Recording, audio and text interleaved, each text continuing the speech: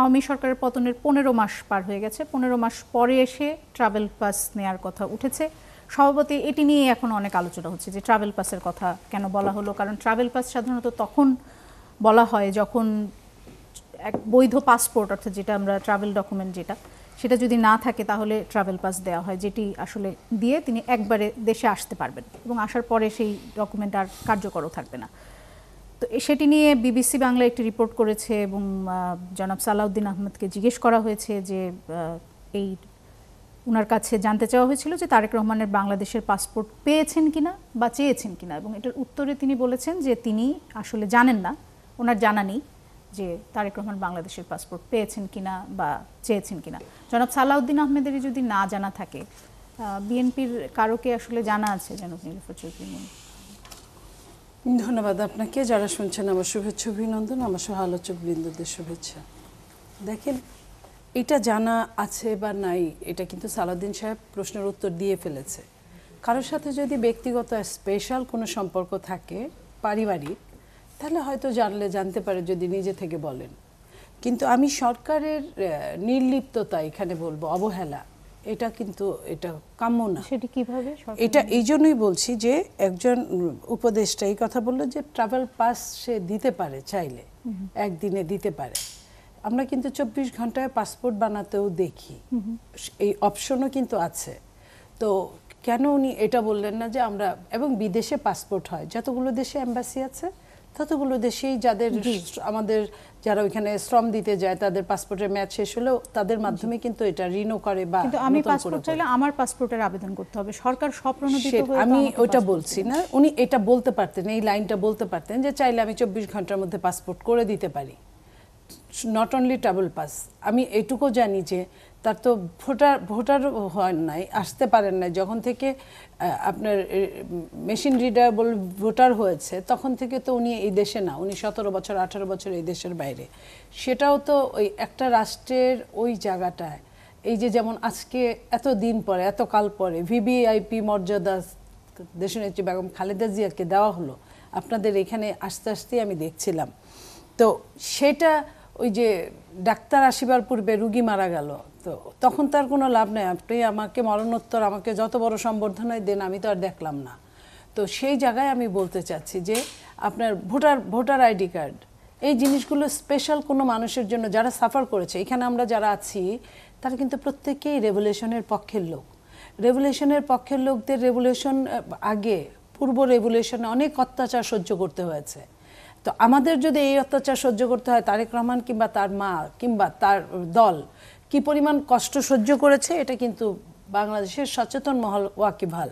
তো সেইখানে তার জন্য স্পেশাল কিছু থাকতেই পারে। এতদিনে এই প্রশ্নটা আসাটাও কিন্তু রাষ্ট্রের একটা গাফিলতির কারণ আমি মনে করি।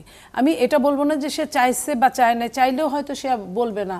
যেমন এতদিন উনি বলে নাই যে অবারিত এবং একক নিয়ন্ত্রণাধীন নয়। তো এই কথাটা তো নিশ্চয়ই কিছু না হলে, যে মানুষটা 24 ঘন্টার 18টা ঘন্টা একটা চেয়ারে বসে থেকে বাংলাদেশ নিয়েই কাজ করে, সেই মানুষটা নিজেও তো বোঝে। ওই লন্ডনে কি দুইটা কেনাকাটা করা ছাড়া বা ওই ভালো একটু খাওয়া ছাড়া যে মানুষটা লন্ডনে ভালো খাইতে পারে সে কিন্তু বাংলাদেশেও খাইতে পারে। তার ওইখানে থেকে তো করতে হয় না, তার তো বাংলাদেশে আসাটাই তার জন্য জরুরি। এবং সে বাংলাদেশে থাকলে দূরে থেকে একটা কাজ যতটা দেরি হয় বা গড়িমসি হয়, কাছে থাকলে কিন্তু ওটা অতটা গড়িমসি হয় না। একটা দল চালাতে গেলে কিন্তু তাহলে কাছে আসছেন না কেন সেটা কিন্তু ওই লাইনটার মধ্যে সীমাবদ্ধ হয়ে গেছে। এতদিন উনি বলেন না, আমরাও বলতে পারি যে এটি তাদের একক নিয়ন্ত্রণাধীন, এটি তার একক নিয়ন্ত্রণাধীন কোনো সিদ্ধান্ত নয়। এটি কি বিএনপি জানতো? বিএনপি জানতো এটা আমি বলবো না, বিএনপি জানতো এটা বলবো না, তবে অনুমেয় ছিল। অনুমেয় থাকলে আপনারা আমাদেরকে কেন বললেন যে উনি নভেম্বরে আসবেন? না, আমরা তো যেটা একটা জিনিস আগে আসবেন, যদি আপনার যদি একটা জিনিস পেন্ডিং থাকে, যে কোনো সময় পেন্ডিংটা সলভ হতে পারে। সলভ হওয়ার জন্য তো সব সলভ তো একটা রাস্তা রিকশাওয়ালা যে কথাটা অকপটে বলতে পারে, একটা আনিস আলমগীর ওই কথাটা কিন্তু অকপটে বলতে পারে না, কারণ এখানে আনিস আলমগীরের শিক্ষা, কালচার, ফ্যামিলি ব্যাকগ্রাউন্ড, এগুলো সব কিছু মিলে তাকে বুঝতে হবে। তো তার এনভায়রনমেন্ট, এটাও অনেক ইম্পর্টেন্ট থিং। একটা সর্বোচ্চ নেতা যদি ওই কথাটা প্রথমেই বলে, তার কর্মীরা কিন্তু আহত হয়, তার কর্মীদের কষ্ট হয়, সেটাও তো আমাকে বিবেচনা করতে হবে। একটা এই তৃতীয় বিশ্বের দেশগুলোতে রাজনীতি করা যত সহজ ঠিক ততটাই কঠিন।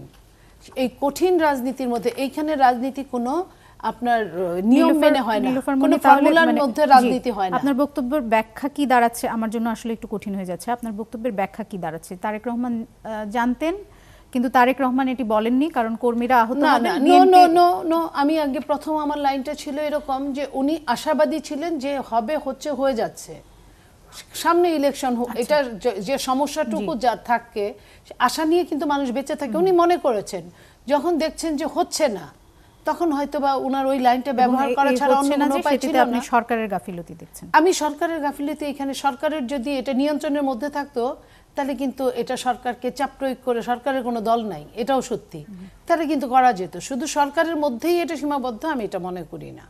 আমি মনে করি এটা আরো দূরে, আরো অনেক জায়গায় এটার আপনার শাখা উপশাখা খুঁজে পাওয়া যাবে। এখন কত দূরে এটা আমি আন্দাজে বলতে পারি, যেহেতু আমি ভিকটিম না, আমি ওটা আপনাকে বলতে পারি না। আমি মিডিল ক্লাসের কর্মী, আমি খুব বড় মাপের নেতা না, আবার একদম কর্মীও না। তারেক রহমান যদি দেশে আসতে না পারেন আপনারা কি ভিকটিম হবেন না সেটা? আমরা তো এখনো ভিকটিম, আমরা তো বলি নাই যে আমরা ভিকটিম না। আমি বলছি আমি ওই জায়গার, আমি তারেক রহমান না, আমি তারেক রহমানের ভিকটিমটা না, বাট আমি তো ভিকটিম। আমি অনেক বছর, বহু বছর বিএনপির যতদিন ভিকটিম আমিও ততদিন ভিকটিম।